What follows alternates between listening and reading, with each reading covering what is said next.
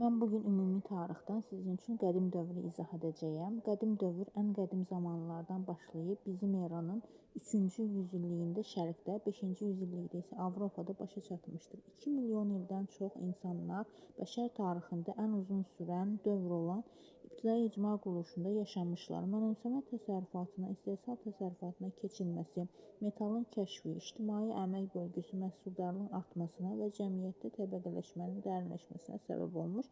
Nəticədə 6-7 min il əvvəl, yəni eradan və 4 və 3-cü minillikdə ibtidai icma qrup cəmiyyəti dağılmağa başlamış. Qədim Şərqin məhsuldar çay vadilərində Misir və İki çay arasında ilk sivilizasiyaları təşəkkül tapmışdı. İbtidai icmadan sinifli cəmiyyətə keçərək ilk dəfə dövlət yaradan Misirlilər və Şumerlərdən sonra digər qədim Şərq ölkələrində və Aralıq dənizi sahillərində də dövlətlər meydana gəldi.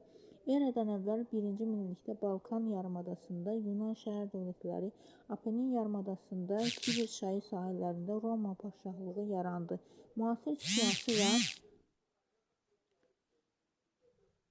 hüquqi mədəniyyət antik sivilizasiyanın qədim Yunanlıların, Romalıların irsinə və nailiyyətlərinə əsaslanır.